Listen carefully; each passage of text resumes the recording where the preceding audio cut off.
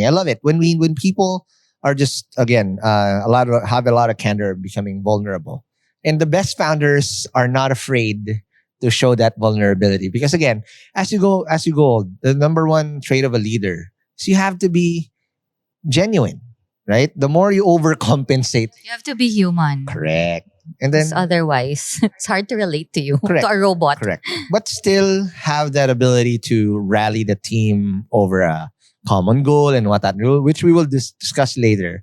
What technically, how did you evolve, or what's the difference being an operator where you're a co-founder and whatnot, but now it's you, the whole boss dog, technically. But again, before we start the conversation, let's pick up where we left off before the break. And the conversation we were having was technically now you have this pivotal moment, 2022. This whole thing, and Pickaroo was doing well. You're at your peak, but you made a decision, right? And this is what I wanted to find out on. What was that decision? And most of the time, a lot of people, when they make those decisions, and I like that you've always been deliberate over what you want to achieve in your life. But there's always a trigger when people make sudden changes. And normal people typically have an irrational and emotional decision when they do that. But you were deliberate na. Walk me through that, and what was that decision like, and how did that lead to you leaving Pickaroo? For me, it's not a recent thing. So that's why I think it's important to understand even the pivotal moments, even as early as, I don't know, 2012, right? For me, like, that was major because everything I did after that life threat or health scare prompted me to make better decisions and more proactive, I guess, like, efforts. And I think something very different that I do is I don't just evaluate things I get into, but things that I have to let go of and leave. I'm very deliberate in both. A lot of people, they only leave and I've been like this not just with jobs but with relationships ever since. I've had, like, on paper looks like the best relationships, the ideal relationship, and I'll break up. And everyone's like, what? But it's so perfect, blah, blah. It wasn't perfect to me. And what's important is how I feel. And if it's aligned to me, my life plan, and my values, it always goes back to that, my core, my values. And whatever role, title, opportunity, whatever, if it's not aligned to that, especially my values, what I value in life also, because values is different, but what you value in life can be also different. For me, it's family, my time, my health, mentally, physically, emotionally. Those are things I really value. And I felt like I got that already. And over time, I've learned to perfect it even more and more. But whatever you want to call it, balance, time management, and all that. So I know, especially when it's not right. So for example, as far as even Viber, and same thing, it was just the peak. I was Southeast Asia already. It was doing so well, even in Myanmar. It's even bigger in Myanmar than here. But it wasn't aligned to my life anymore. I was having my second child. I couldn't possibly be traveling to Tel Aviv and all over Asia with, and I did that with my first child and it was fine. So again, yes, it seems good on paper. It's not aligned with my life anymore. What's important to me are my kids and my family and my time. Honest Bee, same thing. I left Honest Bee even a bit early than before it was public and all. I moved to Canva because Honest Bee was not aligned as well anymore with my values. So Canva was, right? Canva was super aligned. Like, even the founders were aligned. So even the decision to get into Canva is very proactive. I wasn't proactively looking for work. I just happened to, Cliff, one of the founders, got in touch with me. We super got along. We have the same beliefs about life. We have both this thing about YOLO. And then I met Mel, and then that's how I made that decision. It wasn't for career, money, or I don't know what. Not at all.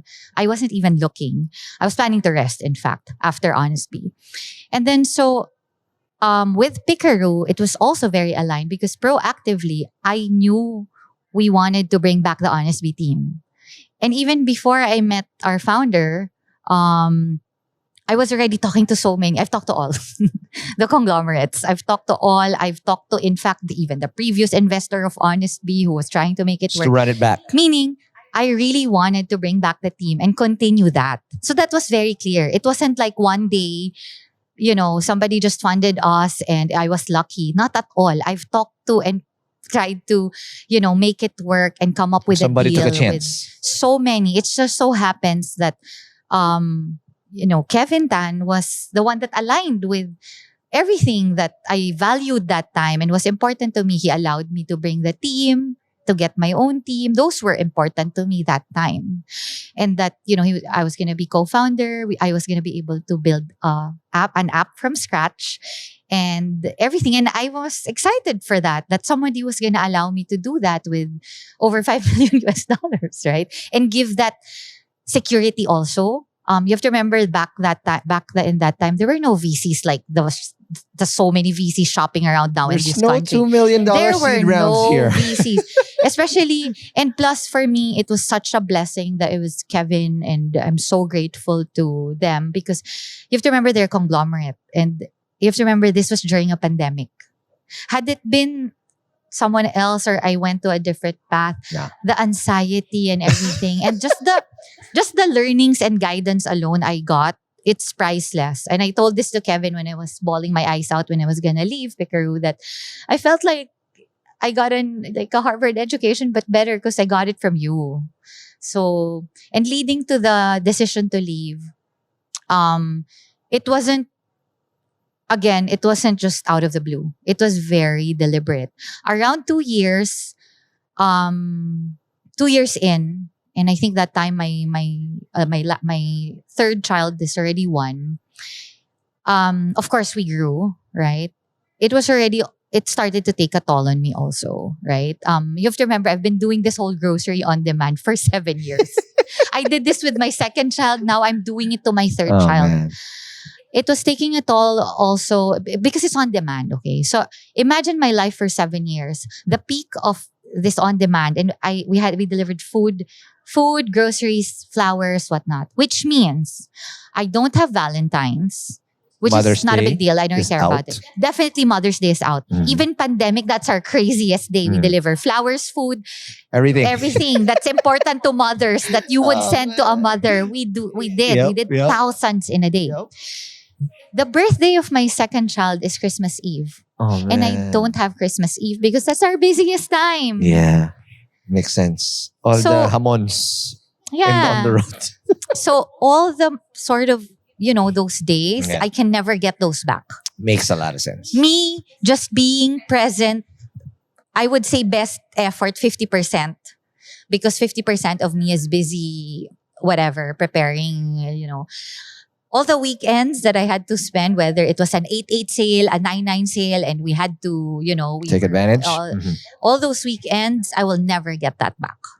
That my kids are swimming or doing something, or I don't know, and I'm not there because I had to deal with something, or mentally, even if physically I'm just home, mentally being preoccupied with something, I could never get those back. And I've been doing that for 7 years because I'm in the same field, which had all those same busy days and months and whatever. And I think also maybe pandemic effect, whatever, but burnout. It reached a point where I didn't even have the energy to do things that I liked or loved. I couldn't even have the energy to travel anymore. So I really had to evaluate, and I didn't feel like I was as effective anymore. And that's the very important thing as the leader, because you're not just a manager anymore. You're the leader, right? So if you're not able to do that and be fully there 100%, which normally you need to do 200%. Yeah. It's not shouldn't enough. do it at 100%. Yeah. So I don't believe in the whole sticking it out for the sake of it. It's not good for you as a person. And this is the weirdest thing that I consistently did, even in Honest Bee. I think ER and I are similar in this. So we encourage people to move on. Or like, hey, those who want to move on, like feel free to blah, blah, blah. I did that regularly, even in honesty. Not everyone will agree with me on that, but because I genuinely care about people, their growth, their well-being, and I really don't believe that you can grow if you also don't know when to let go and move on. There's a big difference with just grit and working hard and like, pushing on when it gets difficult. That's different. But there's also a lot of growth and even more growth, in fact, when people have the ability to let go at the right time. Thank you so much for watching Hustleshare on YouTube. If you like this video, please don't forget to like, comment, and subscribe to this channel to get more content like this. And to get the full audio episodes of Hustleshare and Founders Only, subscribe to our podcasts at Spotify, Apple Podcasts, or wherever you get your podcasts.